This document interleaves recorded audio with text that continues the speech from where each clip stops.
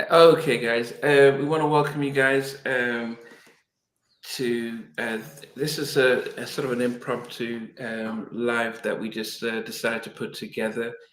Um, a kind of number of things have seems to be happening over the last within a week. We've lost a number of people within the industry, and this morning I thought it was not true, but waking up to hear that Stedman Pearson, the eldest sibling of Five Star, passed away. He was struggling with diabetes, and seems like he had succumbed to liver failure this morning.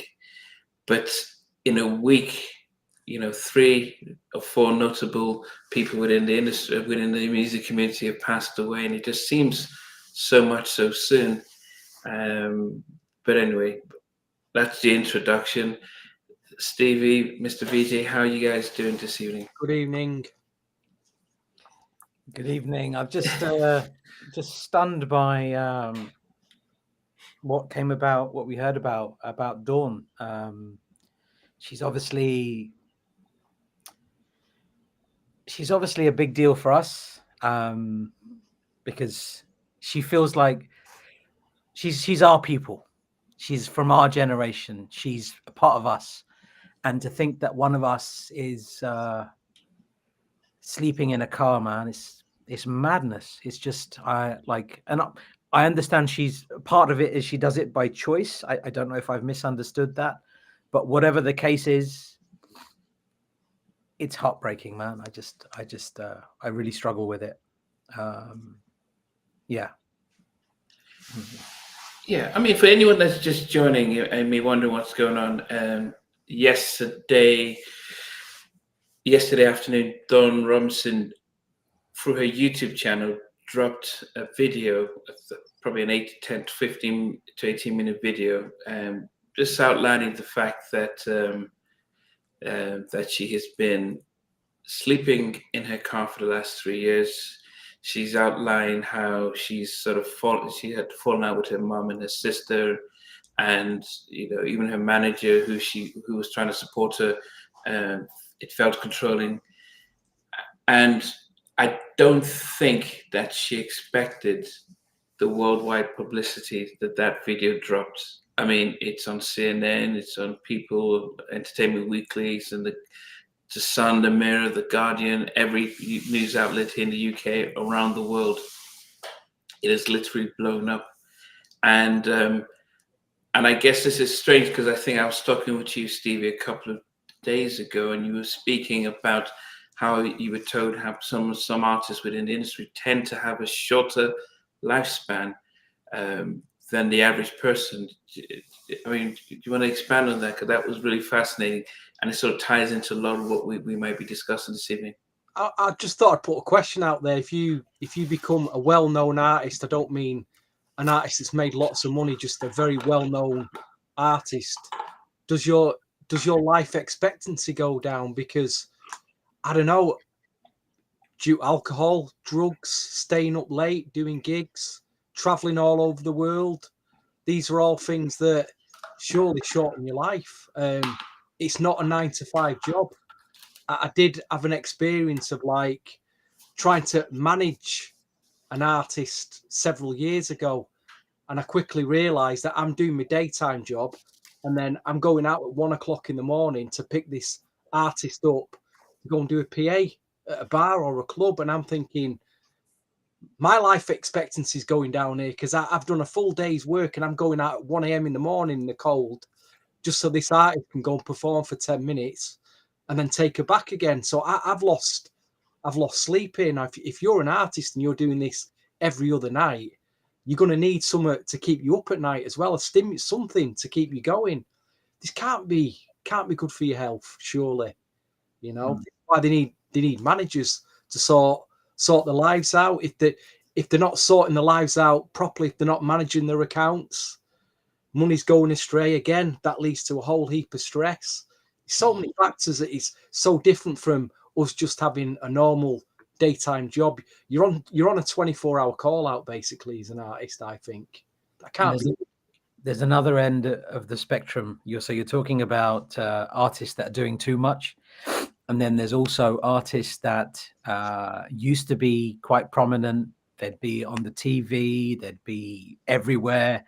And when that fame disappears, when you're no longer relevant, there's also a sadness that they're dealing with then as well, because all of a sudden you've gone from being on MTV, Soul Train, whatever, all these award shows, probably picking up some Grammys, some of these people, and then all of a sudden the label drops their music.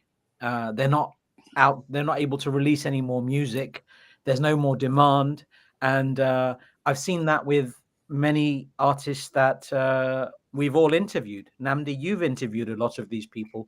I've interviewed a lot of these people. Stevie, these are people that we know, and they struggle with things. You mentioned drugs and alcohol. Addiction is a very serious thing, and addiction is something that human beings use as a way of a coping mechanism. So that addiction could be alcohol, it could be drugs, it could be gambling, it could be sex, it could be shopping, it could be anything. Anything that we feel gives us that dopamine hit to make us feel better, we do it, and it's not good for us. Some of those addictions are worse than others, but they're all bad. What we're not doing is addressing the issues that are going up here. And our mind is a very tricky bugger. It is tricky. Our mind plays tricks on us all the time. And yeah, Scarface was onto something, man. Yeah. Keith, appreciate the fact that you've joined us this soon. Derek from Minneapolis, always appreciate it. So guys, as you join in, just realize that this is an open chat. So if there are things you want to comment about to aid to this discussion, there's a lot that I said within the last 3 weeks from Angie Stone, Roy Ayers, Dwayne Wiggins, Stedman Pearson from 5 Star. I mean, just with 7 days, we've lost all these artists. And then the big global bombshell was, this situation with Dawn Robinson. She seemed happy and chilled about it. But I guess for people who know En Vogue at one point was the biggest girl band in the world, it seems like a shock that she's gone from the heights of performing at the Grammys and everything to now sleeping outside of her car. And we're wondering what's going on, especially for those within the industry. I always remember, I think the biggest one that we saw was when Mariah Carey had a breakdown when she was promoting Glitter. She had just signed this massive mega deal with Virgin, and she put out the Glitter film and soundtrack, and it bombed. And live on Total Request Live on MTV, she had a meltdown, and she had to be sectioned. And at the time, I didn't understand. I wasn't in mental health. I was, so I'm like a fan. What's going on? How does this happen? How do you have a breakdown? What does that mean? You've made all this money, and couldn't see what she was going through. I think, I don't think she's fully recovered, because when you do see her and talk to her now, I'm not talk to her, but you can see her. She's a lot more measured in how she speaks and stuff. And then Britney Spears was another one, when she shaved her hair and she just, and I think, we're looking at it and thinking, what's wrong with these people? Why, can't they be happy that they're getting all this money and success? And, Vijay, you start off by talking about people who are no longer in the limelight, but we're talking about people who, at the time, they were at the height of their career, and it was just too much. Amy Winehouse took her life because it was just too much. And so we just want to reflect on this and just see how you guys feel. I know people are still remembering Amy Winehouse and Angie Stone and stuff, but it is something that we just have to reflect on and probably have a very different perspective when we are putting these pressures on these artists and celebrities. I thought you mentioned Britney Spears, and that was an interesting one, because when she shaved her head, what I found the most sickening about that whole situation was how people were just laughing at her. And these are real people. I mean, people say, okay, this is Britney Spears, this is Michael Jackson, this is Madonna, this is this person. These are real human beings. They have real feelings. And when people laugh at these things and ridicule them, mock them, they're seeing this stuff. Do people not realize that you are responsible for the words that come out of your mouth, the things that you type as a keyboard warrior on the internet? These things have an impact on these people. And I don't think people are compassionate enough. I think people can be really mean, and that's something that needs addressing. Yeah. I mean, Stevie, as I said, you did talk about that life expectancy, but then do you also when you reflect on seeing artists, it's just imagine you're football fans, and we look at someone like Marcus Rashford making £350,000 a week, and he's saying that he's feeling mentally tired, and people are like, well, you're making so much money, why should you have any problems? I mean, it almost feels as if when you make money, you shouldn't have any problems. But then, do we actually think about what it's like being in the limelight, being constantly judged, and not being able to live up to that image? Is there an element of control around these people? Are they being controlled? Because their day-to-day itinerary is mapped out for them in what they should be doing and where they should be going, or whether they're performing, doing an interview, doing this, doing that, and they've got a team around them that are basically telling them to do this, this, and this. The day-to-day, and I just think, are they getting controlled? Are they getting to a certain place where that control is in place? And I don't know, if that bubble bursts, then the head goes. I mean, there is. I was speaking to Jackie McGee this afternoon, and she dropped this knowledge because she was in the studio with not Herbie Lofberg, Herb Middleton, and it just dawned on them that as artists, when they trying to take control of their career and their music, they need to get their masters. But who owns the masters? Are the labels. And so they become slave to the masters. So you remember Prince wrote Slave. And it just hit to that actually there's still the slavery had just moved from the cotton fields to the music industry. Mainly a lot of black artists are victims of this control. And they have to sing and dance and they have to conform. We were having there was a discussion that I had with a friend of mine who said, "Hey, is it okay for black artists, artists to use the N-word in music? Because it seems to happen."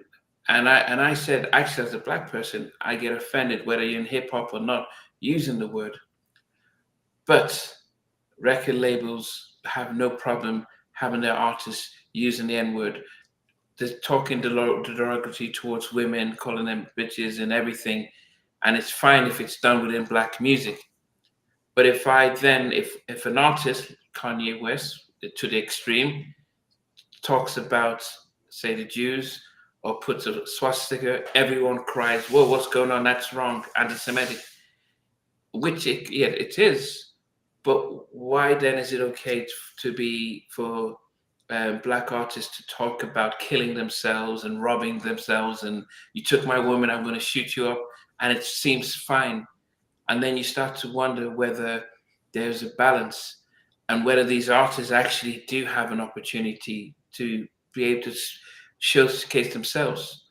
Crystal Johnson, who we interviewed, said, hey, when they were at Uptown, they wanted her to start singing about abortion and this and that. And she said, that's not me. And they were trying to force her to become who she wasn't. And she said, no, I don't need this. Same with Jackie. They wanted her to be Mary, and they wanted her to sing and act in a way that they felt is what they wanted. And most artists conform to that. And then they try and search themselves later on and think, this is not who I am, but by that time it's too late. So yes, there is an element of control. And probably that's when they break. that's when they break, when they're responsible for a lot of things, and that's when they probably break. I just remember the Britney Spears, like you were saying a bit earlier. Was it a dad that was controlling her? I don't know the full story, but a conservatorship, I think it was called, where he had control over her health and her finances because the courts had decided that she wasn't fit to take care of those things herself. wow. That's crazy, right? I mean, she's an adult. She's a grown woman, and you've got another person. It doesn't matter that it's her father. I don't know the ins and outs of why it was him or any of that, but it's mad that somebody else would take control of your stuff. That's just If you're if you're at the top 5% in terms of artists, in terms of worldwide popularity, you obviously need a team around you. That team are always going to be, they're going to be yes men, aren't they? Because they're getting paid. They don't want to jeopardize their payroll. So the artist is in a constant bubble of people telling them that they love them and they're great and yes to everything. You know, and then on the flip side, you got all these other bits in your life that you're probably not looking at that are being taken, like you say, your finances are being taken care of, or allegedly. Yeah, allegedly, yes. You know, and this is unless you deep dive into it, you don't know what's going on. I just want to say something interesting about the Dawn Robinson situation. I know a lot of people are in shock that she's sleeping in the car, but the one thing I did do, when COVID kicked in, for some strange reason, I started watching. I don't know why, it's a new interest of mine. It's not something I've done, but I watch camping people going camping, either wild camping, stealth camping, living in the vans, living in the cars. On YouTube, it's a big thing. Living in your car in a van. There's thousands of YouTubers out there doing it. It's not. It wasn't a shock to me, to be quite honest, when she came out and said I'm living in my car, because I've seen so many video people out there, probably due to the cost of living, because they can't afford rent in America. They can't. The rent might be $1,000 plus in America and all the other bills. So they just got in a van in a car, and they're living like stress-free lives because they're living frugally, really. So it wasn't a shock to me, to be quite honest. Maybe there's something beautiful about that. There is something beautiful about that. Not maybe, there is something beautiful about that. Imagine a world where you don't have to worry about bills in the way that most people have to worry about bills. You're free. You can move where you want. Yeah. So there is a freedom there. One of my my mum's best friend's son and his wife, they have bought a camper van and they live in the camper van. And like, I've never heard of anybody from my community, people that I know, that have done that, but I'm so happy for them because they're happy. Mm-hmm. It's got nothing to do with me. Like, who am I to say whether there's lots of people happy at home to live in a house and be comfortable at home, but there's people who want to just be free. So that's I don't know whether Dawn Robinson is doing it. I don't know circumstances. No. She wants to do it or not, but don't be shocked by that kind of thing. Really, don't be, because it's a big thing out there. But she's not. I mean, if watching the video, she's found herself in the circumstances where she's living in her car. When I did interview her the first time, she spoke about she had a house, she had a mortgage. The reason why she left In Vogue was because she saw that they weren't getting paid enough, and she tried to get the girls to rally around so that they can confront the label and say, look, we've sold all these records, pay us more. I think Terry was dating one of the producers, and they had a production deal with them, so she was like, yeah, let's not rock the boat. And so she was fought for it, but then she was seen as a troublemaker, sort of, and confronted the label executive, Sylvia Rowan. They said, this is too much, kicked her out, personality clashes. And she still had the name and the voice, and she did Lucy Pearl, but whether she could handle business as well, and she would admit it, that she didn't handle her business right. But she said the money advances didn't come quick enough, and she didn't make her payments, and she lost her house.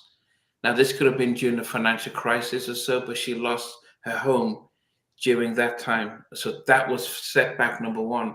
So then it's living in apartments or living with other people. Then, COVID happened and she was staying with her mom. But after a while, things that didn't work out, and she's fallen out with her sister. And so it's like she's got no place. She's not bringing in much money, and so she's fallen into this. She even spoke about how actually it was freezing in the car. She had to get it insulated and all that stuff. She was living with a dog in the car, so it's. I think she's made a journey out of it because you have to. When you've got no choice, you make a journey out of it. I was looking as if, oh, wow. we got Miss Jackie McGee. Hi guys. Hi, Jackie. Hi, Jackie. Oh my gosh, I missed y'all. Hi Stevie. How you doing? You Wait, right? I don't have my glasses on, so I can't see.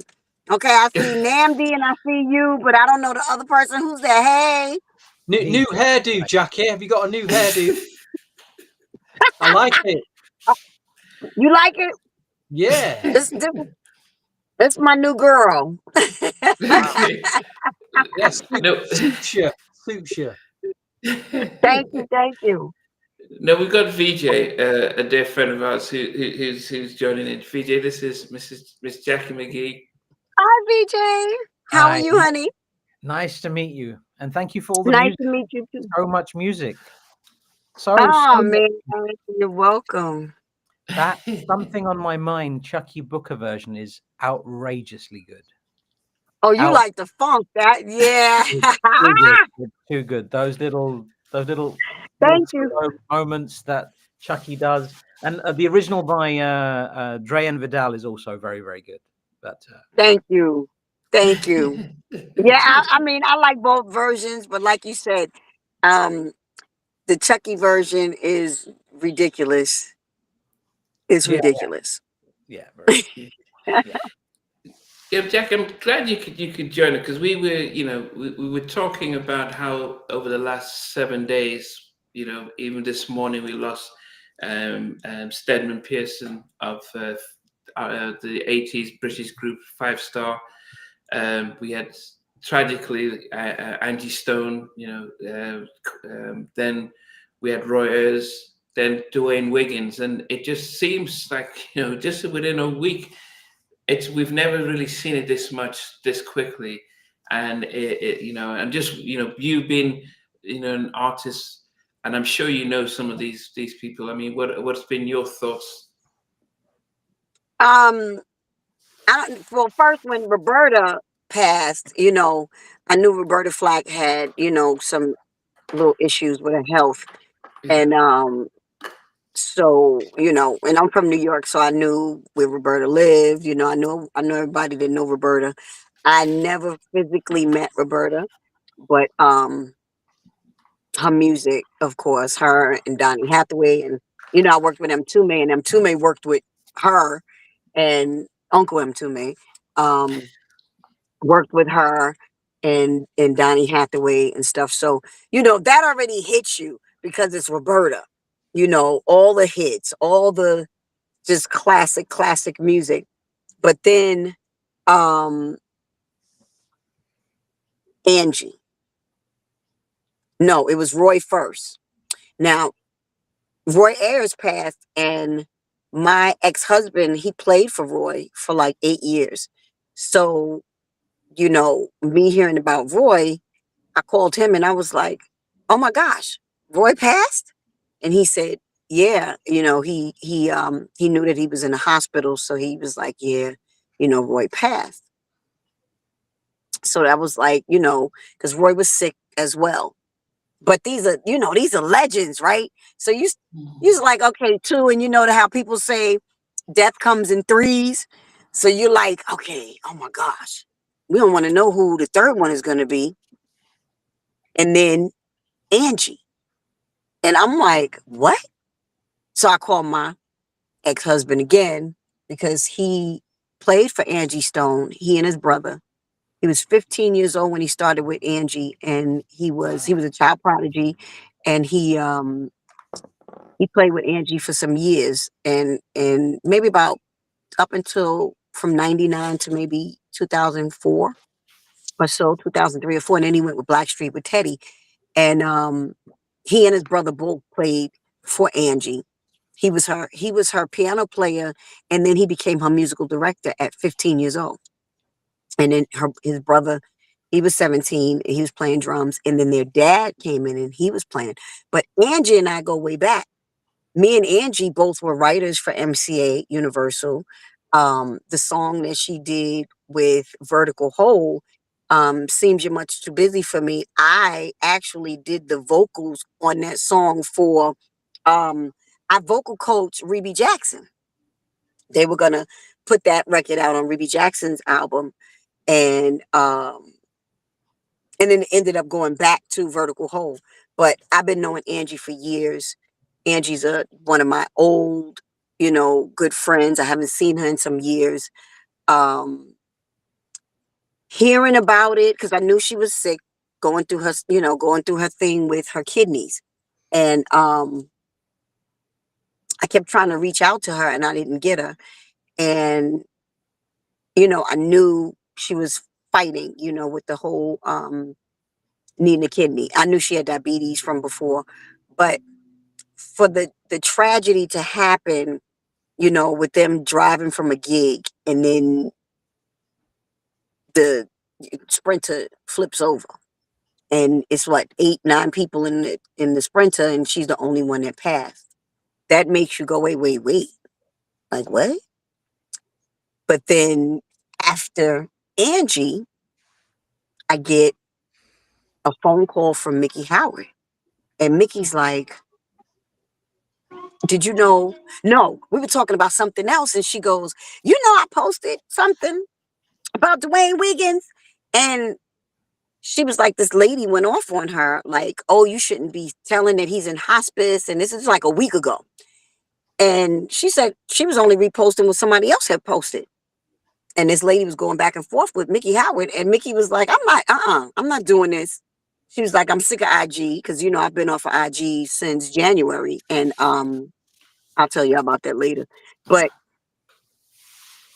she said that she had to, come off of IG because it was too much. But she told me he was in hospice last week.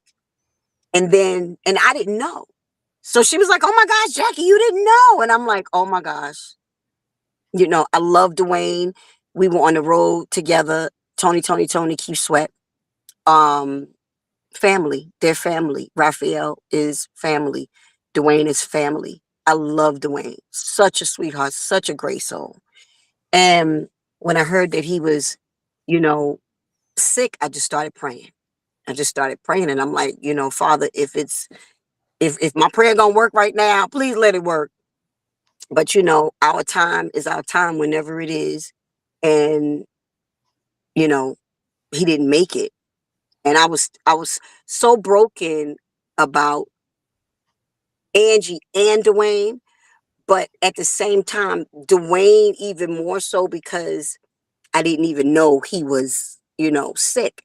Angie, I knew about the kidney, but the tragedy of the accident was crazy. But again, the Holy Spirit telling me, don't go on IG. Don't don't go posting. Don't do. I'm like, wait, I want to post because I want to.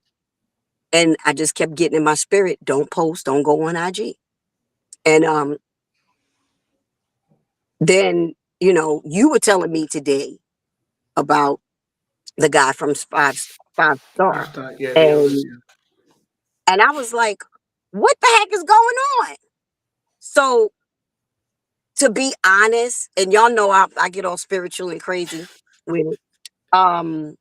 I really believe that, and let me just say this to be clear.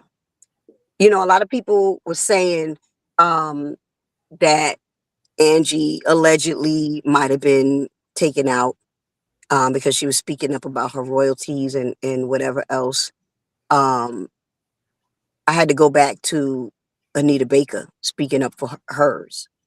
So You got Michael Jackson that when he owned half of Sony, all of a sudden he's gone. You got Prince that walked away from record label, named himself the symbol, and owned his own stuff. And then something happens to him. You have I'm trying to think who else was it? Whitney and Bobby Christina. And it's like, what do these things mean? And the thing that bothers me the most about our industry is the fact that people want to stay blind. People don't want to see the bigger picture. They want to see the glitz and glamour. They want to see asses. They want to see titties. They want to see whatever. But they don't want to understand what's behind all of this. And what I'm really getting out of it right now is the Most High is not pleased, and that's not his business. So us yelling about our royalties and we need our money, hell yeah, they owe me money too. You know, and I'm not gonna go into I don't get no money from Salt and Pepper for expressions, and now they just took my residuals away for Make It Last Forever in October, and they told me that Keith was getting 100%. What? Y'all gotta give my money because this is ridiculous. But these are the things that happen. Now you gotta ask yourself, is the Most High God really in that business? Because the first thing we do is, oh, we didn't get our money. Were you naked on stage?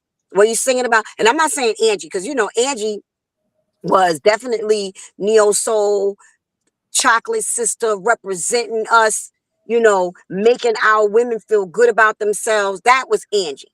So I never got any sexual anything from Angie.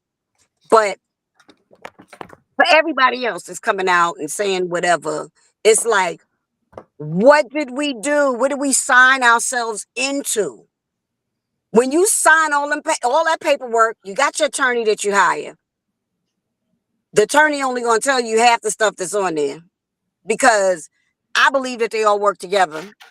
So now you got people, doing this paperwork for you, and you're signing your life away. And I was telling you, Namdi, earlier, when I was sending you messages, producer Herb Middleton and I were talking yesterday, and he made a valid point. And he said, let's not call it masters anymore, because he was like, that's very offensive. And then when he said it, it like clicked on a light in my head. And I was like, you're right. And I said, think about it. The ones that own the record labels are the masters, and we the damn slaves, and we get crumbs, and the masters make all the money. That's what it is.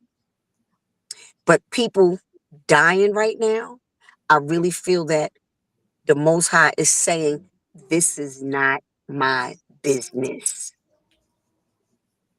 Y'all worship these people. You praise these people. You're singing and you're screaming your freaking head off, throwing your hands up. I love this person. And you crying and you boo-hooing and acting a whole fool. But you don't give him the praise. I'm jealous. He said, I'm a jealous God. I'm jealous. I created Adam and Eve, and y'all were born of the flesh, and y'all don't even want to worship me, but y'all worshiping these people. So now when I start allowing these people to die, then you'll see it start hitting you. Now you see what I'm talking about. Nobody is bigger than me because I created you. And that's how I see it. And I don't mean it in a bad way towards anybody that passed away. Everybody was legendary. And I just feel like he's making a point. The legends can go. You know what I mean? Like, everybody can go. He'll take your grandmama and them. He'll take the kids. He'll take whoever. He'll let them die. People crack me up with this whole thing of, God is not a God that he'll do evil things. What you talking about? Because the one I know of, the God of Abraham, Isaac, and Jacob, he was shutting it down all through the Bible. So, and the lost book. So I'm like, I don't know who y'all talking about. Y'all might be talking about Shiva or one of them or somebody else, but you ain't talking about the Most High of those scriptures. Because he was taking people out. He didn't even let Solomon get in. Solomon messed up. 700 wives and 300 concubines, whatever he had, just being a hoe. I'm just saying. But go ahead, y'all, because y'all know Yeah. I'll talk. No.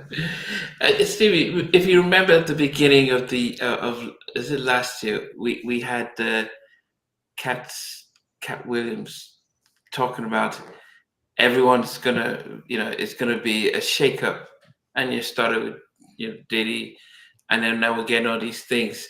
Listening to Jackie, do you see a shift? I mean, since he said that, a lot has happened.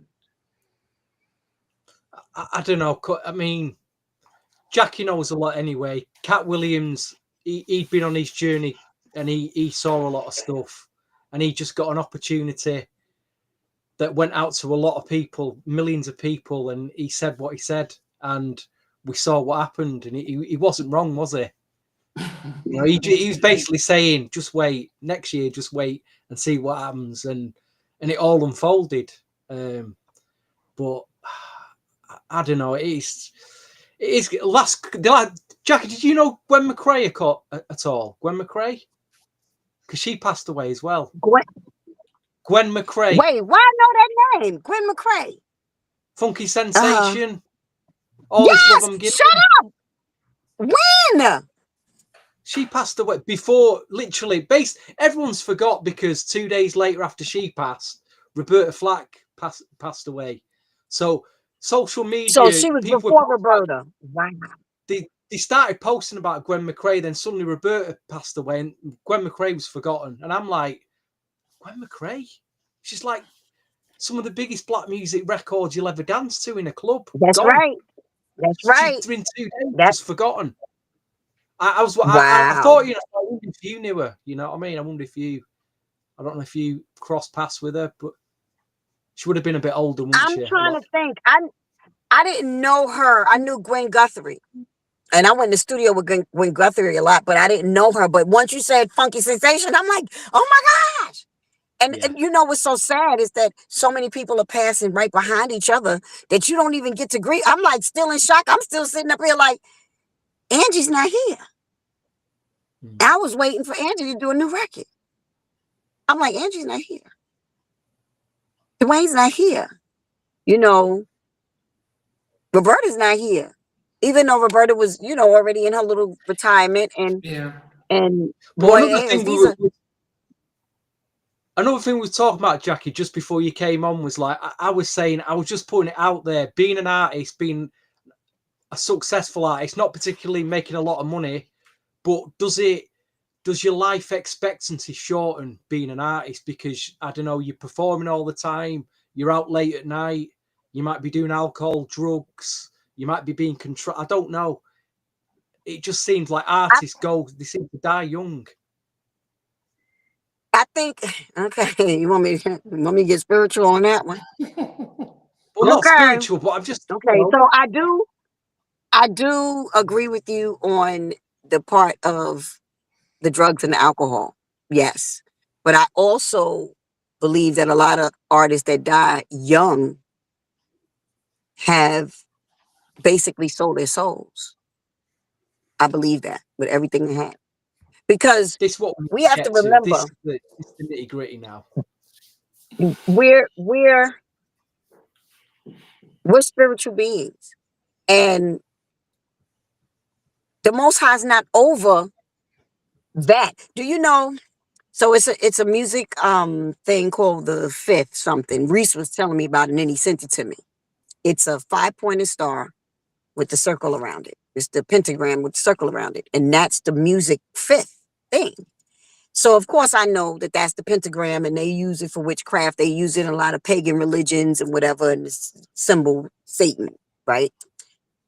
So you have music that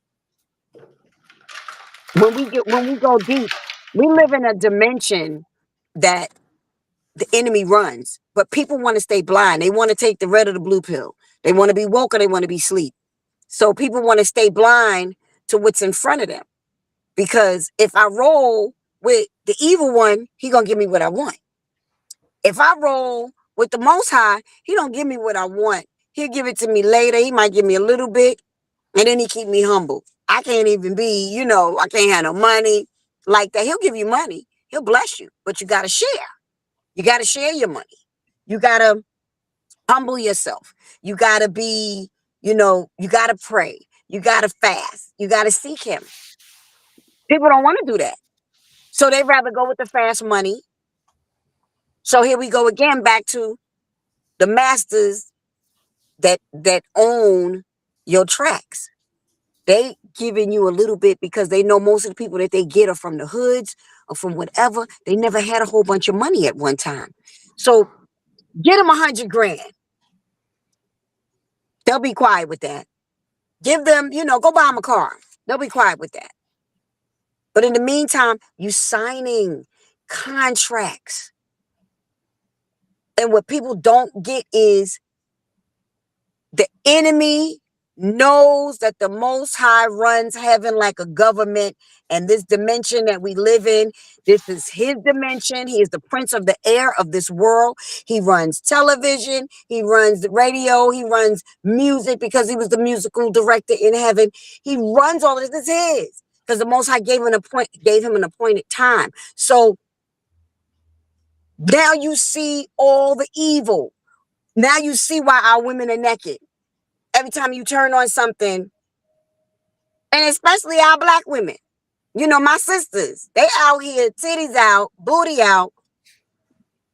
Everybody want to show they BBL, whatever the heck they got done. And it's like, I was in the gym today and I watched these guys watch the girls. It was like, that's a shame because they looking at what's in front of them, and these guys could be married. But the girls don't care. But this is the stuff that they wanted to sell from the record labels.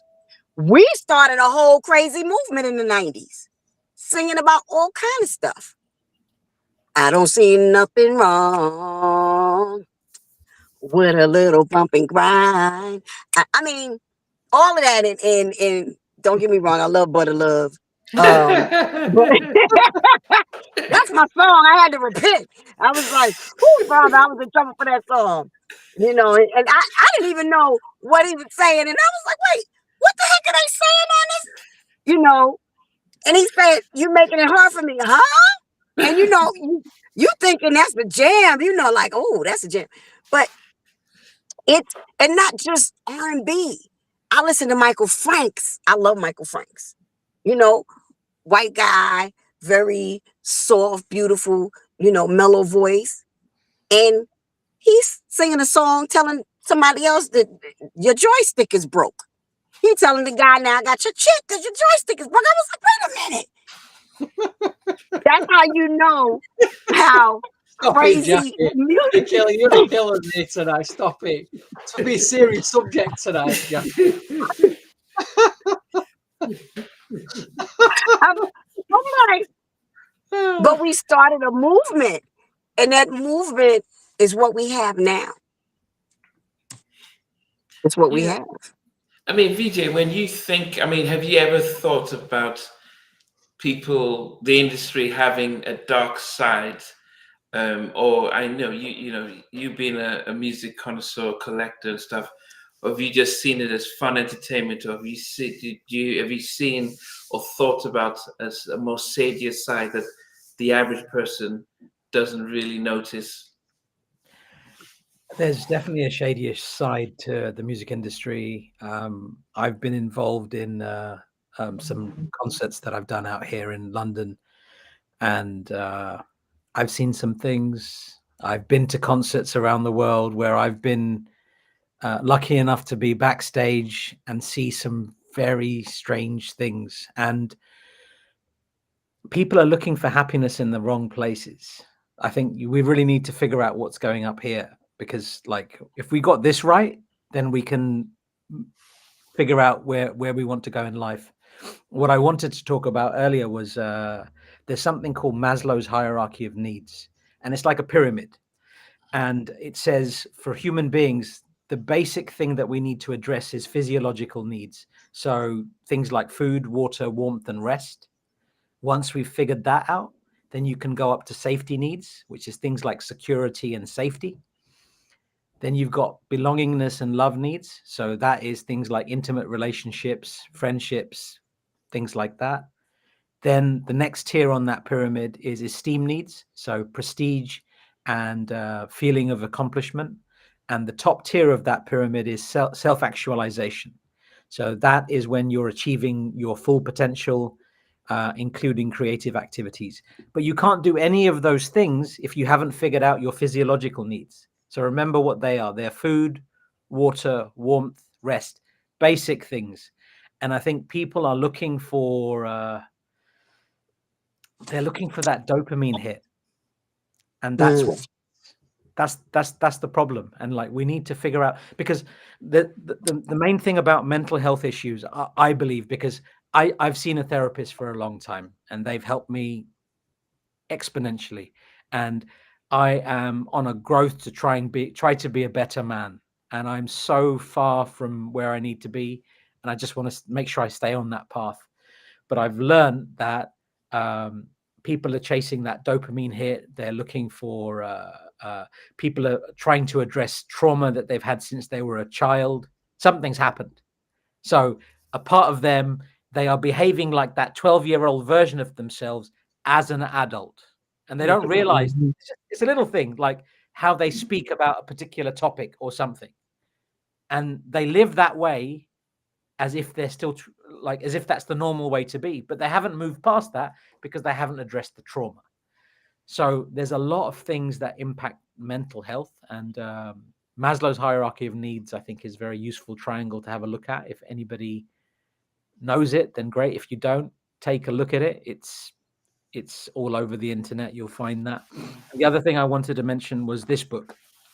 This book is called The Road Less Traveled. It's by M. Scott Peck. It's a 10 million plus seller, so it's a very popular book. But there's something, it talks about how people's brains work, and people that have all of us have challenges with ourselves. Like there's something we're always trying to be better versions of ourselves, or we should be. So it talks about something called neurosis, and it talks about clinical disorders. So if somebody has neurosis, all that means is they blame themselves for everything. I can't find a partner because I'm doing something wrong. I'm not good at cooking because I didn't listen to somebody I didn't listen to my mum when she was trying to show me how to make that dish. They constantly blame themselves. And people with clinical disorders, they are constantly blaming others. So they're like, if this person didn't do this back in 1982, I would have been flying right now. You have this thing in your head. And it's like, but things played out the way they did. You are dealt the cards that you're dealt with, and you have to make best do with what you have in your hand. If you want to move forward, you have to acknowledge where you are and move forward from that. But sometimes that's not so easy, and there's different things we can do to try and make ourselves cope with those things better. Things like meditation, I find that very useful. There are things like gong baths where they're different frequencies, and doesn't matter what mood you're in during the day, you listen to those gong baths, those little different frequencies, and they different sounds at different frequencies will adjust different things in your head. By the end of it, you feel really calm, and I think that's a good place to start. Then you can actually try to be that version of yourself that you want to be. But for me this week, I think hearing about Dawn in a car, saying in a car, if it's her choice, she can do whatever she wants. But she's Dawn freaking Robinson, man. She was everything, man. En Vogue was everything. 1990, when that song "Hold On" came out, and Denzel Foster and Thomas McElroy, brilliant job. But that Marley Marl remix, oh my god, And those vocals, I mean, they're legends. And to see them suffering like that, it breaks your heart. It really does. And I Yeah, hope she's okay. I hope she's yeah, okay. Jackie. I don't know if you know Dawn Robinson personally, and heard about the story that she shared, that she has been living in her car for 3 years. Even in that time, her dog of 16 years passed away during the time she'd been living in her car, and she's falling out with her mum, who she was staying with in Vegas, and they fell out. And so that's when she had a manager who tried to set her up in an apartment, when in a hotel in LA for a couple of months, and the bills were running up, and then she just said, "No, this is not going to work." And the last resort was living in her car. As VJ said, when we think of En Vogue as one of the biggest R&B girl groups, they actually surpassed the Supremes, only recently being surpassed by Destiny's Child. It doesn't seem right. Also, especially as Maxine just rejoined the girls, and it felt as if, okay, if Maxine can join, why can't we get Dawn back? But I don't know if you know her personally, and you heard about the story, and what your reflections are. I don't know Dawn personally. She had started following me on IG, and you know, I, first let me say I love In Vogue, but I'm gonna be honest about the business. Period. Nobody's special in this business. The same thing TLC went through, the same thing, you know, half of the industry has gone through. The artists have gone through. Everybody got to go through it.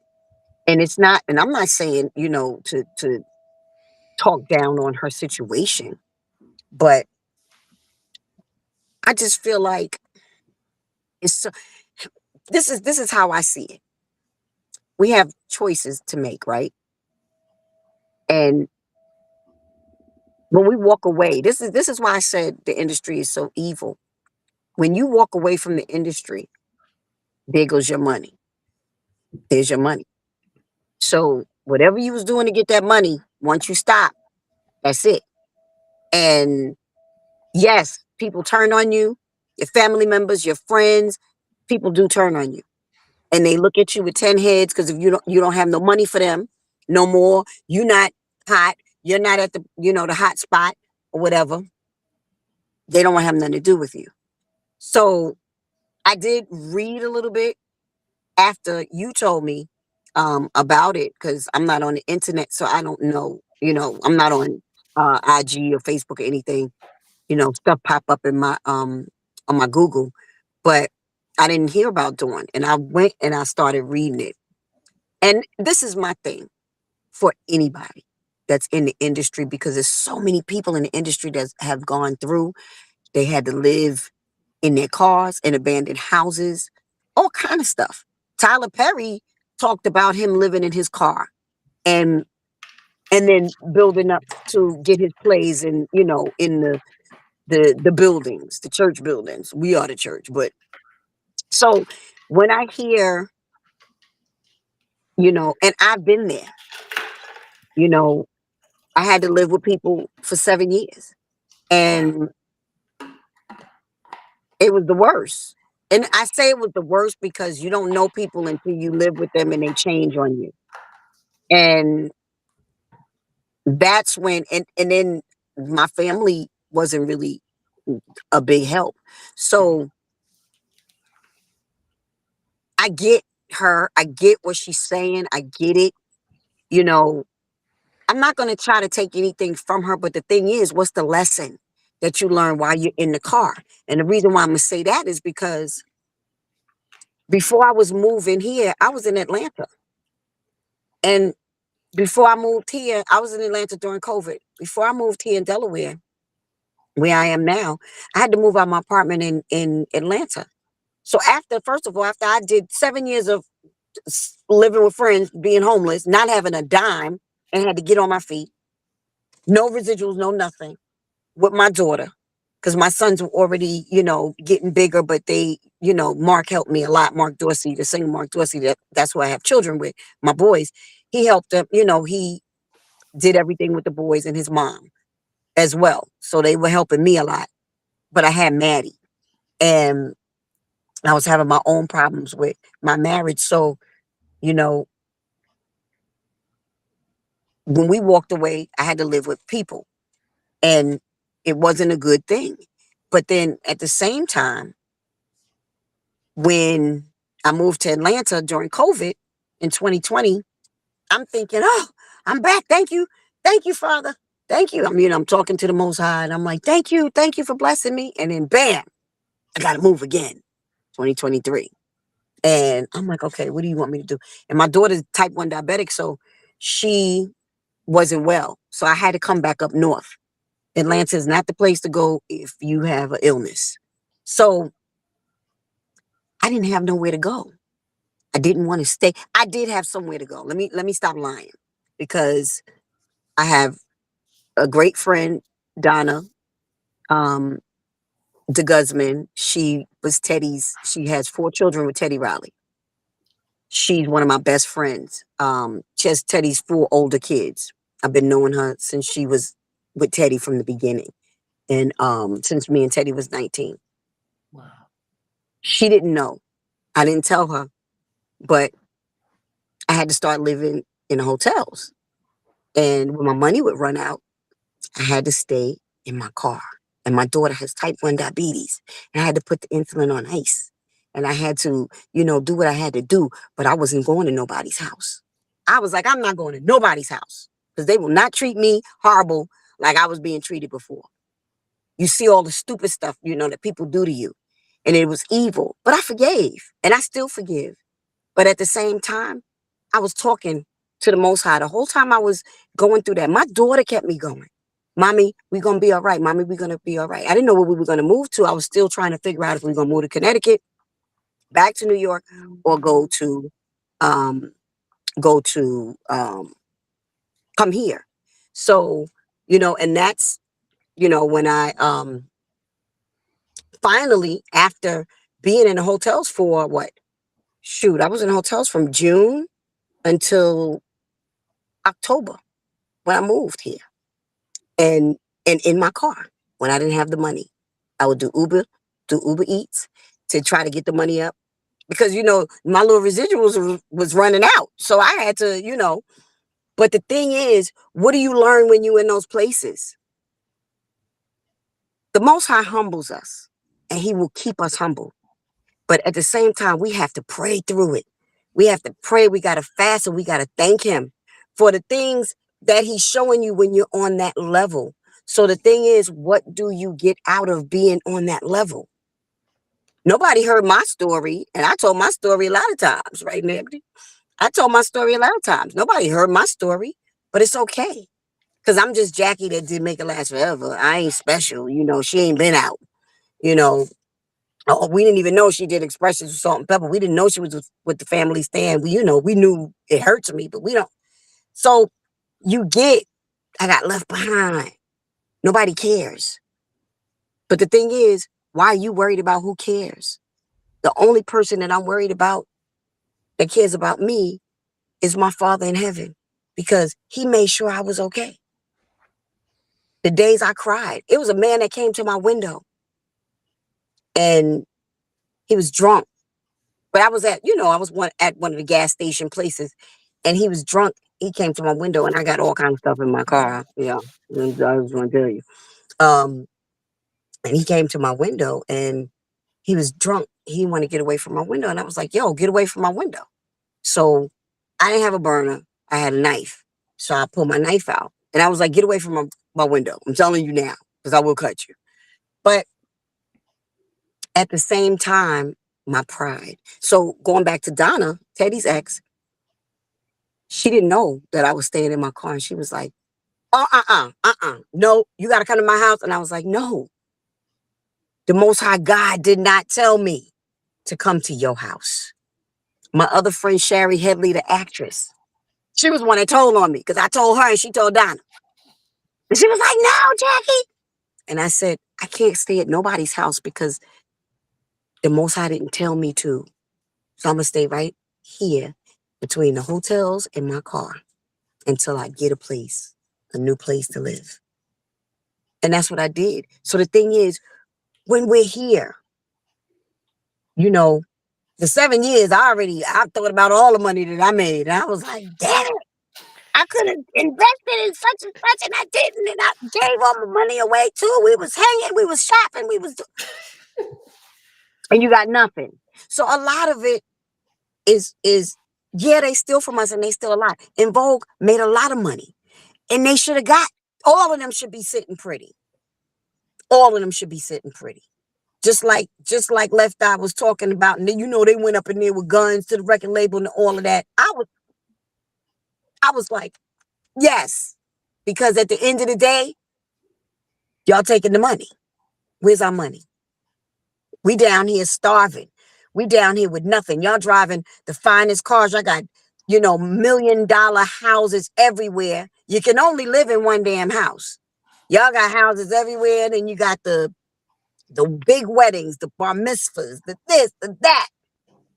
What happened? Why is your artist in the projects? Then they want to know why these artists turn to drugs and alcohol, or they did it when it was offered at the party, when they had everything was going. They had #1 records, and now they're getting high, and they start snatching your stuff away. What happens?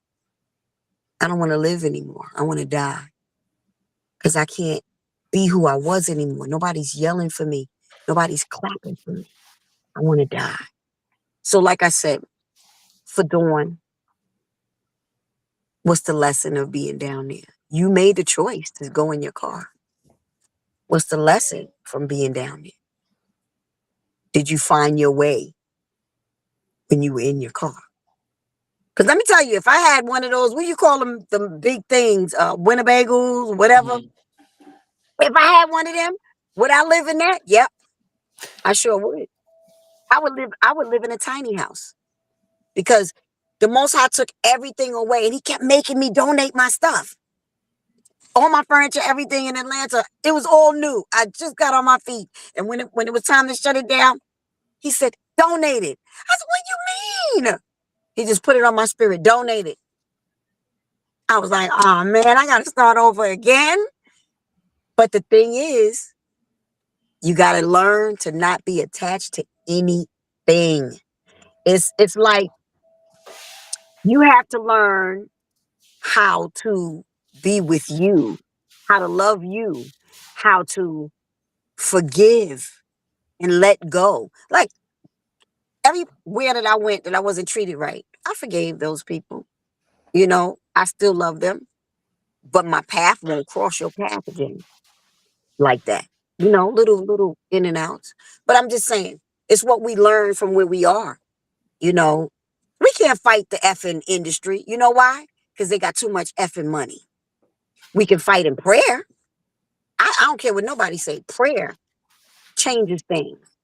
And I don't know what people worship, no nothing, but I know what I worship. And I know when my daughter was in ICU 3 times and I called on the Most High, I said, Father, let her get up and walk in 3 days. She was up and walking right out of ICU to go home. So, and I've been in so many situations that I know I called him and he was there. So it's like, you gotta know, you gotta humble yourself, and you gotta know your gifts are to be shared. You don't necessarily have to make a whole bunch of money off your gift. He never said that. He said, take care of my people, take care of my poor. There's so many people homeless here in Delaware and everywhere else. And I'm from New York, so they all over the place in New York. There's so many homeless. Do people stop to feed the homeless? To have a conversation with them to know how they feel being out there? I talk to this lady every day. She's out in the cold through the whole winter. When I tell you I want to cry talking about it. I asked her yesterday, I was like, Stephanie, and she ain't on drugs, no nothing. And I said, Stephanie, I don't know why you're here. You're out here on the ground by this church that won't even get you a place to live. But I said, whatever reason that the Most High got you here, you're going to be so much better when he takes you out of this. I said, I don't know how you did it. She had blankets and blankets and blankets over her. The days it's raining, she goes under this little thing to keep the, rain from soaking her up. I'm making my business to go and make sure I give her some food. I buy her some coffee, get her some food to eat. If I have some money, I give it to her. She's a sweet girl, woman. She's like 40. I don't know how she got there, but I know she don't need to be there.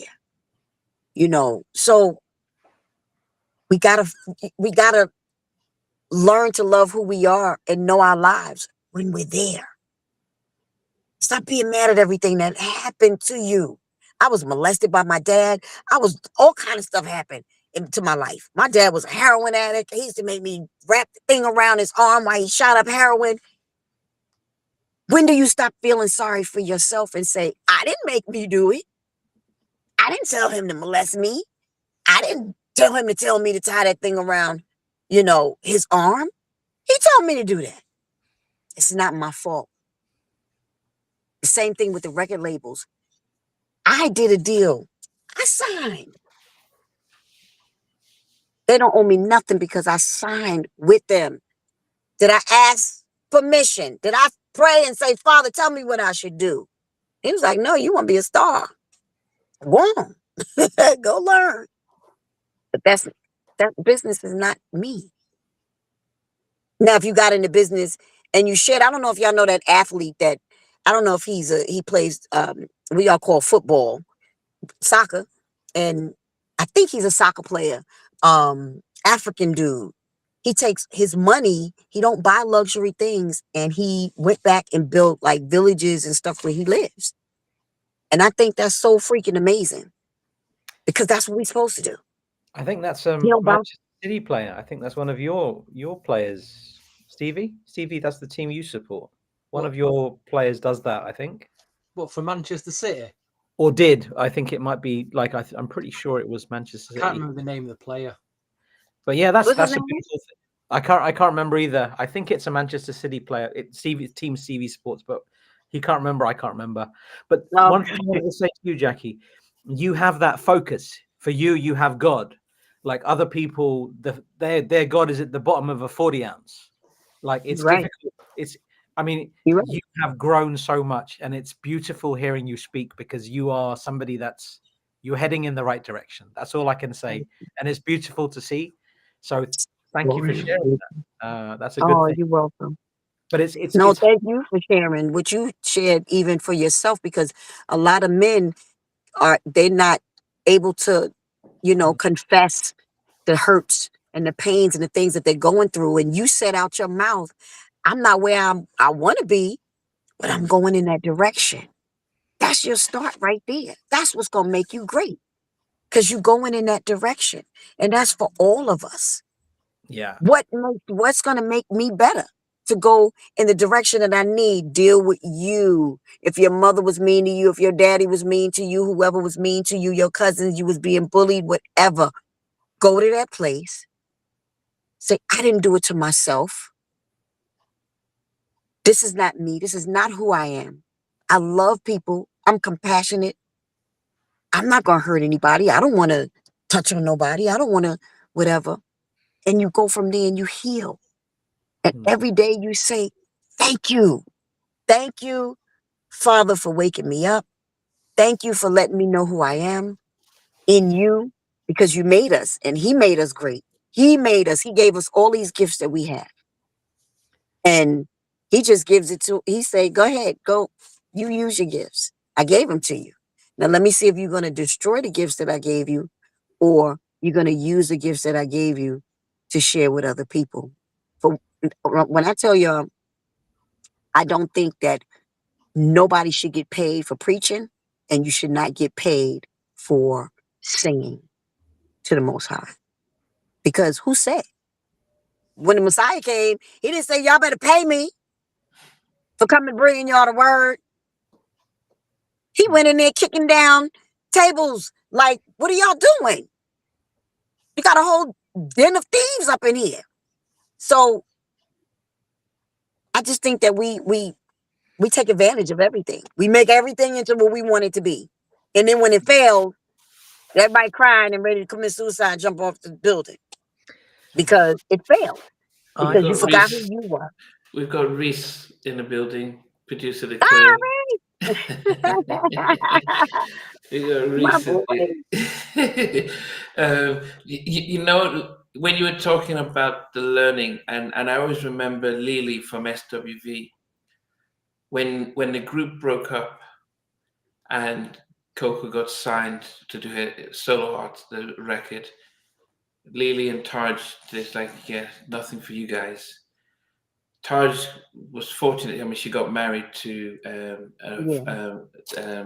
Eddie. Eddie, Is it what's Eddie Eddie's last George? name? I can't remember. Eddie George. Uh-huh. Eddie Yeah, George. he Uh-huh. yeah, an NFL player. So so that was different. But Lily was like, okay, and Lily said she was living in a hotel, and she was like, and it's like, okay, no record deal, you've got to leave.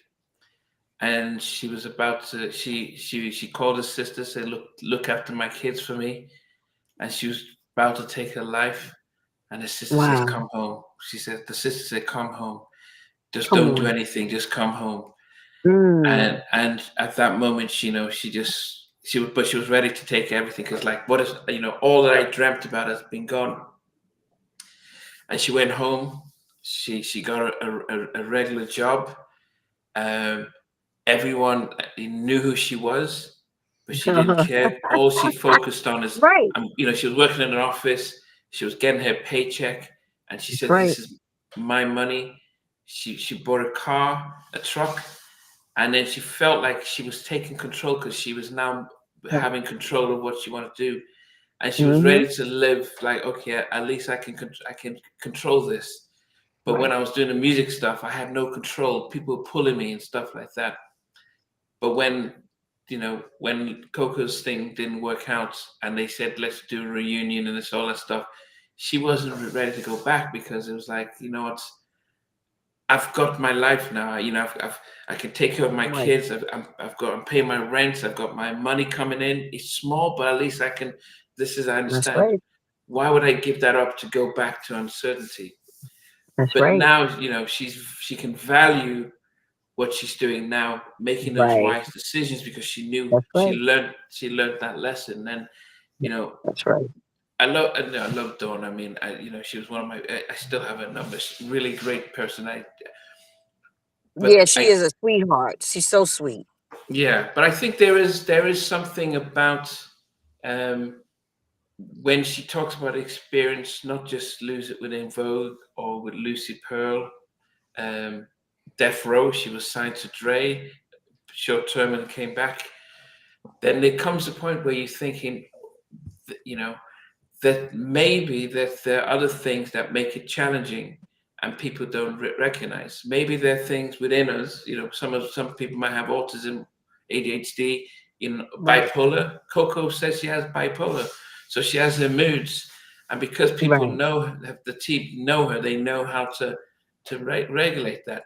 I remember Mm-hmm. interviewing a law, and Lala from a law. First thing she says was, that I actually have bipolar, but I got Wow. diagnosed just before after us, after we got dropped. And because they all grew up together, they knew that she can just lose her temper, just get really wild up, but they didn't understand why. And it's after they lost Mm-hmm. their deal that she went and she got diagnosed, and it sort of made sense. So as sisters, even though they're together now, a law, they know when when she's at a high point, and they Right. calm her down. They know how to support her. Like, okay, you need to rest, but that's because they understand her and they can work around that. But if, Mm-hmm. say, Mm-hmm. other artists who go through that and they're not diagnosed, people say, look, man, you're too much trouble. We don't need you here. We need to kick you Mm-hmm. out. And I think that's probably a lesson around understanding mental health, understanding what's behind those spontaneous behaviors. So I think, maybe there's stuff with Donna she's probably not aware of because it's easy to have these relationships, break them, and not realize, and people just seeing your actions and not being able to understand what might be behind them. Mm-hmm. When she did interviews back in 2020, I would say she probably did over 200 or 300 interviews. If you came up and says, "Hey, Dawn, can I interview?" She would say, "Yeah." She was, just that type of, she was just interviewing anyone and anyone who would just say, "Yeah, I've got my story out," and stuff. Right.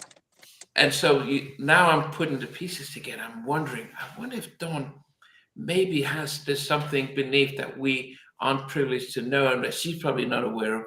And that's probably why some of the challenges that she has, because, even the sense of, I'm falling out with my mum, I'm just going to go live in my car and, stay here for 3 years and make a journey out of it.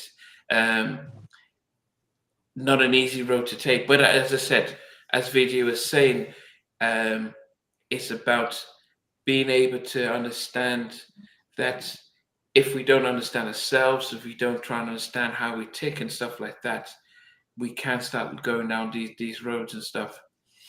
Yes. That's right. And Yes. one thing, Namdi, like I agree with you that we don't know what's going on behind somebody's inside. You mentioned ADHD, autism, you mentioned bipolarity. Any number of those things could be going on. And it's important that people try to get diagnosed. If they think that something's up, just get the test done if you can. But one thing that human beings need to do before any of that is just be kind. And the thing I struggle with the most, is a lot of people's inability to be kind. Regardless of what you've got going on in your day, just be kind. Right. Don't be Right. mean to people. Just be For kind. no reason. And you'll Mhm. see that people will be more receptive to you as a person if you just show them a little bit of kindness. You know, every single person on the planet has something going on, something that they can't control. They're trying to control some problems, this, that. It's life. It's a part of life. But being kind is something, it's a variable that we have within our control, and we should give kindness wherever we can. And that bothers me a True. lot. And I'm Yeah. trying not to let it bother me. I'm trying to do me. And if I do me and I be kind to whoever I encounter, that's me being me. And I know that I'm in control of me. But sometimes I find it difficult when somebody else is being mean because, I don't know, they woke up on the wrong side of bed or whatever it is. And that's something that I need to work on, to not let that affect me so much, because that's not in my control. Yeah, that's it. Yeah. Yeah, I mean, Jackie, just as we wrap up, I guess it's I guess it's really interesting just to see what you're going to be up to. I did see. I know you've not been on IG for a while, but we did see yourself. Herb Middleton did post you two of you in the studio. Are you working on stuff, or what seems to be happening?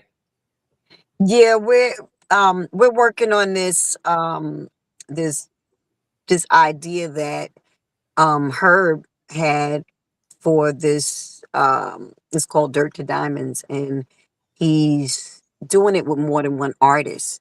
And what he's doing is he's taking our lives and making it a musical journey. So we just finished a song, and it actually is the end of the journey, but we started backwards. Like he wanted to start from the end to the beginning. And we're gonna put the song out. It's gonna have a video, everything, and y'all gonna like it. It's hot.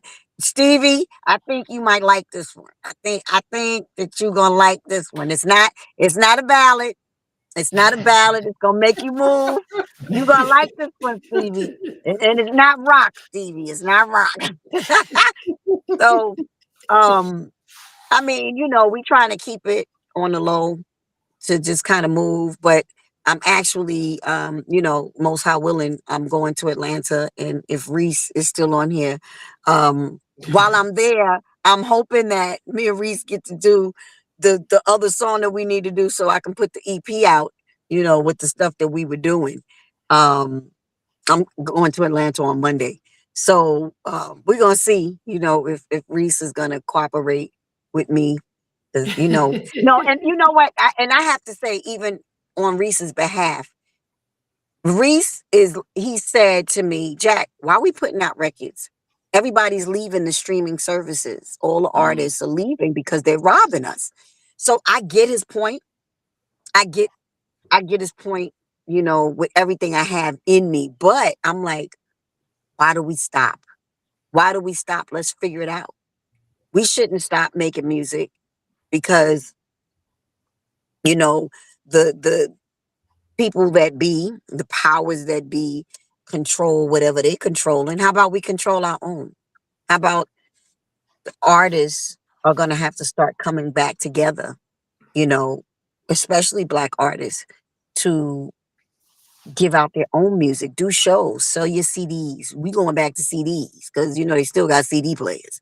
Um, we got to go back to doing that because other than that, we're not going to make any money. And that's what people loved about music before anyway. It was mm, always because we want to go see somebody sing live, perform live. We want to sit down and go see, Stevie Wonder.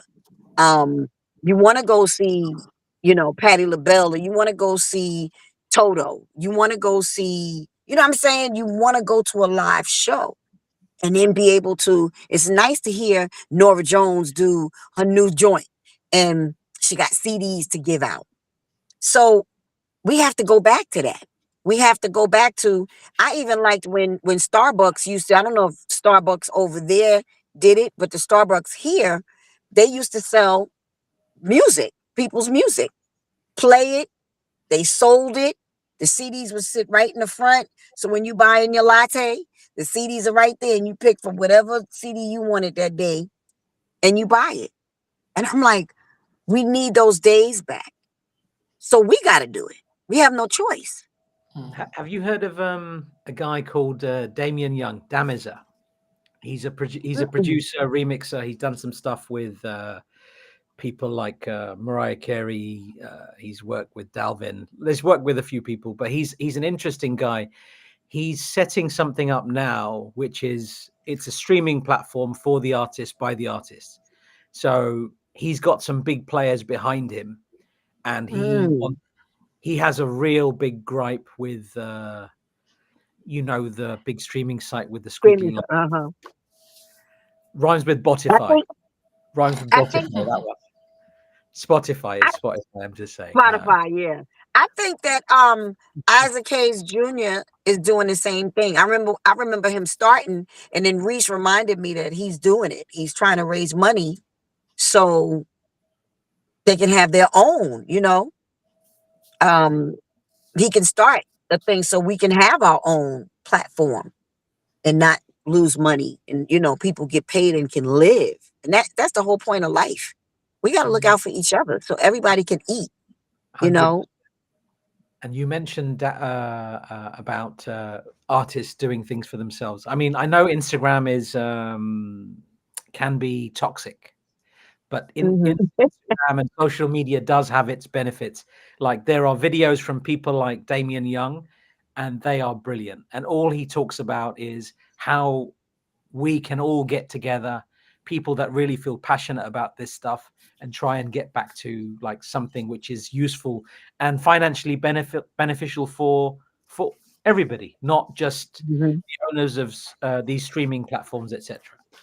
Right. Yeah, but even the founder of Spotify has been selling his shares in the hundreds of millions Wow. because I think there's a They know. I think they know what's happening. So when Snoop has said he's leaving, I think something big is going to happen over the next couple of. I think the labels are taking. They've come up with their own service, and places like Spotify will probably just almost it'll lose its value. So that's why people are selling up. But I think that the challenge Scourge of the music industry. The well, I think scourge. the challenge we have, Stevie, is the fact that how do you change the consumer habits of getting to listen to music for free? It's true. I think when before CDs disappeared, we knew if we wanted to listen to the album, we had to go buy it. there was, the radio doesn't necessarily play the album cuts, Yeah. so you had to buy the album. You want to see what was happening, so you didn't mind paying $10 to $15 for an album because you appreciated it. I think since it's become readily available, even if it's on YouTube, I can just watch the video on YouTube, listen to the song, and then okay, that's nice. And then before I know it, another song's come out, so I don't even have time. So back then, when the labels were the gatekeepers, it kind of limited what we got so that we can appreciate it. Right. But one of the things that turned me off about Prince was when he started just releasing all his music, and I was like, oh, it's just too much, and I kind of it affected his sales because it was just here's an album, here's an album. It's like, whoa, and that's what with Michael or Madonna, it was like, here's an album, let it simmer for a while, you enjoy it, and then you wait for another one. But when Prince was just releasing, so I think we got accustomed now is that I've got this new Mary album, the new Jagged Edge album, but actually there's a new album that's just come out tomorrow, and there's somebody else's album's coming out tomorrow. So before you can appreciate it, you've already had to move on to the next. Right. And I think that's really why we don't appreciate or value new music as we did. And unless it's going to be a trend on TikTok, people are ready for something new quickly, and that has been the fast food version of music that we're getting that really has really destroyed the relationship that we have with artists and buying and owning music. So I don't know how artists are going to be able to make a change to that, and that's where going to do your live shows becomes the only obvious real cash cow, unless you can do some massive licensing deals with branded with companies. But outside of that, and plus, if you're on tour, if Mary came to the UK, which she is in July, and she's singing stuff from her Gratitude album, I'm like, okay, it was a nice album, but I want to hear stuff from Share My World. I want to hear from, My Life. I want to hear the hits, Family Affair. Let me hear those ones because that's what I've paid for. I don't start hawking new music that I don't really know, that has Right. no emotional connection to me. Video is talking about when people have trauma, when they're stuck in window 12 stuff. Music is like that. It's like, man, I remember when I was in college and I was jamming to Not Gonna Cry, and I still remember the emotions, and that's what I want to Right. hear. And Right. that's the challenge we have now. Yeah. And Wow. Namdi, I know you want to wrap up, but I was going to say one thing about Instagram quickly. So you mentioned about music being fickle, like you're focusing on one bit of music and then you're given something else to listen to, then something else to listen to. This is what social media is like. You're watching some funny meme and you're laughing. It's so funny. You're like, ha ha, this is great. And then you've got another video that pops up, and that video makes you cry. So you haven't even processed what you were dealing with the laughter. All of a sudden you're crying. You haven't processed. And then you're laughing, Right. crying, you're sad. You don't know what emotion's going on. And that is not how this is built. We need to sit and focus on things one bit at a time. So whether that's an album, whether that's an emotion or a song, you need to really just focus on that one task at one time. This is why they say you shouldn't eat while you're watching television. You're meant to eat when you're meant to eat. That's what you're meant to focus on. But some of us, we're like, oh, you know what? I'll just watch this one more episode of whatever you're watching. Yeah. Yes. Yeah, I just wanted to.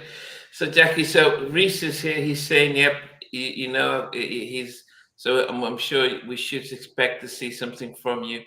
I actually respect the fact that you've gone off of social media. We had a conversation, I think, in July, just before I went on a camping retreat with my son, that I was so burnt out that I had to stay off of social media for a long time. And actually, I think Instagram itself, as much as I use it to network and start to try and get interviews, I know it can also be it can be a challenge just to get engaged in there. And sometimes the hardest part is people that you assume are there to support you. They're there and don't really either comments or whatever it is. And so then you start to question friends, you start to question loyalty, you start to question, why am I investing in you if you're not Mhm. investing back? So I think the reason why I invest more time doing these live shows on YouTube is the fact that the people who join us on these live are people part of the community, so they enjoy. We encourage you to comment because you're part of that, and we're working as a team more so than what the kind of relationships I was experiencing on Instagram. So Jackie, it's been great seeing you after all this time. Oh, y'all know. We're You gonna have already to know. we're gonna have to hijack you back, to do I when we know. when we're gonna do a more upbeat session. So maybe when Right, we get right. we're gonna do it, we're gonna try get an album out and say, okay, Jack, let's talk through this album and stuff like that. We gotta. So We're gonna get something out. I I'm remember we trying to be did like the Stevie. Ribbon Nation one, and Right, right. That was hilarious. Oh my gosh, that was hilarious. That was hilarious. But yeah, I'm trying to be like Stevie because I think Stevie's been off of IG the longest. yeah, he's returned though. Okay, Yo, Stevie you went Teller. back? I went You back went and I went back and regretted it. I've regretted it already. I'm not going to do back on here again. Like VJ said, but 1 minute I'm laughing, next minute I'm crying, next minute I'm God, get off this. Drive me mad. Absolutely crazy. Oh my God. No, but I you should don't know see if I want to go Stevie. back. You should see Stevie when he's doing his Saturday show. So, he's got the camera up. This is Stevie, and I'm blasting the new Janet Jackson. Check us out. It's like, Oh my gosh. as he's swinging, and he's swinging. Oh no. No. Oh my gosh. Listen, Jackie, it was something you were saying before about how you give away all your possessions. There's no way I'll ever be giving away my Jackie McGee CDs and vinyl. I will never be donating them ever. I'm sorry. I don't Can't care do if it. Thank you, the most Stevie. high speaks to me all night. I ain't donating them. You know what I mean? There's No, no way. you already know. We're family. So, we don't do that fan stuff and all that nonsense. We're family. And if you want to keep the record, you keep that Oh record. And that's the one you fight for. Fight for my girl. Fight for her. But yeah. I just thank you guys because y'all are always on point. You come on, and always have um, you know, really good criticism. And sometimes we have a good word and then we critique. And there's nothing wrong with critiquing. And I loved it because we felt like, we did a whole, I don't say woosah, I call it kusa. We did a whole kusa today, you know. And say your name again. Is it VJ? I can't see VJ. y'all. VJ. It's Like VJ, with right? VJ. Just keep it simple. I'm You think of VJ I'm and like, Rabbit. okay. But I love the way, you had us cosign, you had us cosign. You made me think. I was like, wait, what he said about the triangle? What the hell? And the what level? And when, it was but what you said, like I said, a lot of men are scared to deal with, and that's themselves, and women too, is looking at yourself. But especially for a man, because the man is the head. Y'all the strong ones. You're supposed to protect the woman.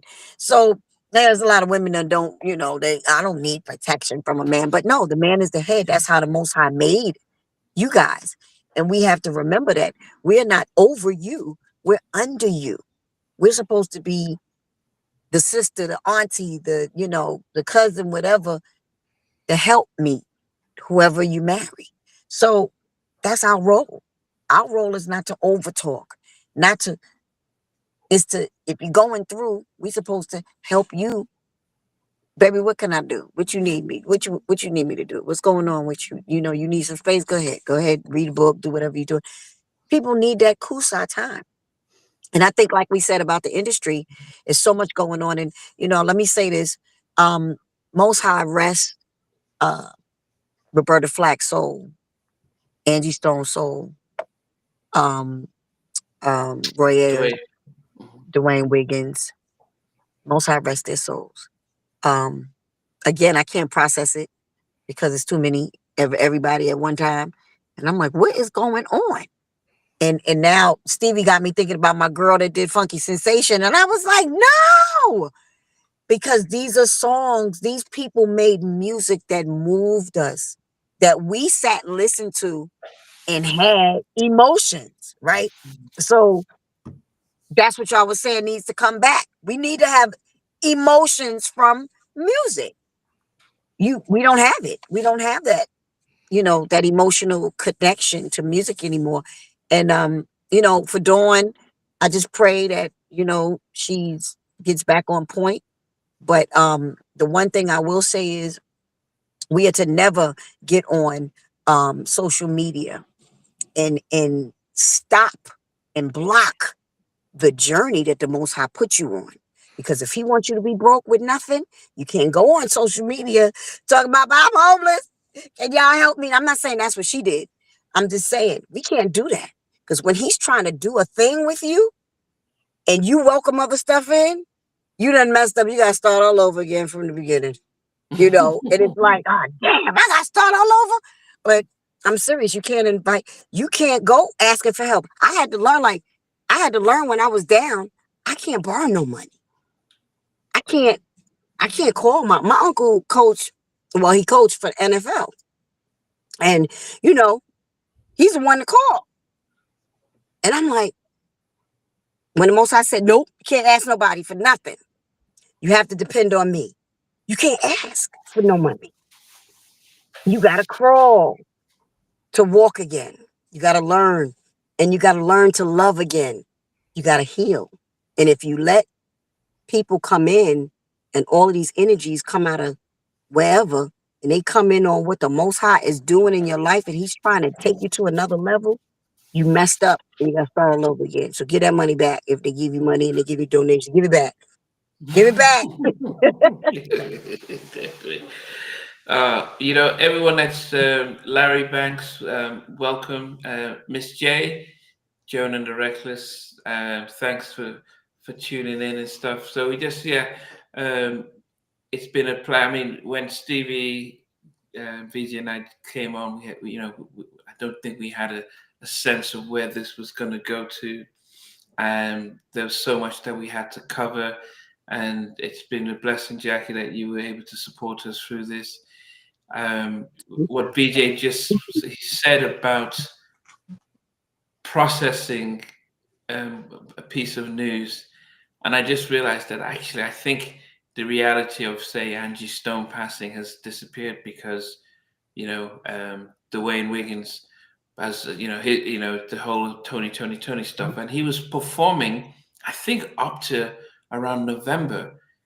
He was at City Winery. He was at Yoshi's or so, but maybe he was, and so people probably didn't realize that he was he was ill. I'm sure Raphael and Christian and Timothy knew, because it's No. probably the only reason why they all came back.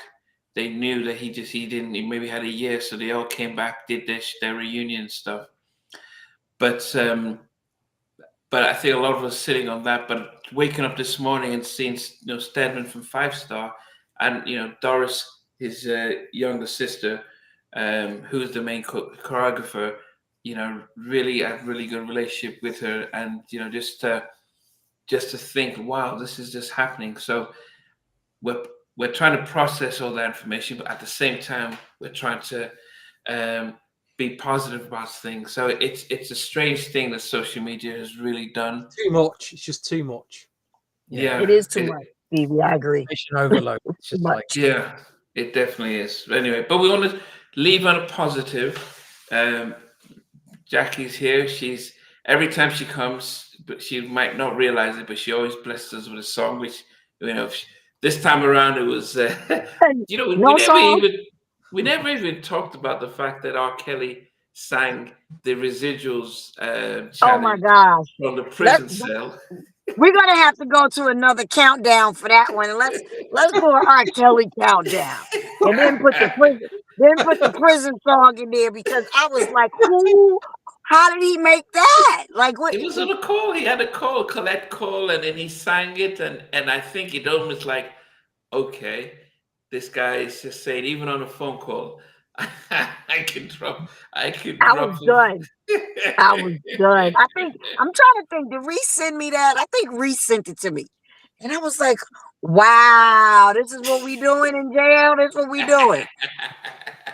That was hilarious, though. I couldn't even, I just think it's something really big that's happening right now in the music industry, and a lot of people are going to be exposed because at the end of the day, in the scriptures, the Most High said, "Pay a man for his labor. Pay people, pay them for their labor. Period. Pay them for their labor. It's not right that you got people homeless, living out of their cars, living wherever, living with people, doing whatever, because y'all don't want to give up no money. Y'all don't want people to have. And it's not fair. I don't give a damn if you say, oh, well, we got paperwork. We have a contract. I don't care about your contracts that all were made for y'all. They weren't made for anybody to have. It wasn't equal. You know what I mean? So if you're not going to be equal, then don't do no deals. But you still gonna have the people that come, out of the hoods or whatever, and they ain't never had no money like that. And they gonna offer them little 50 G's, and that's their world.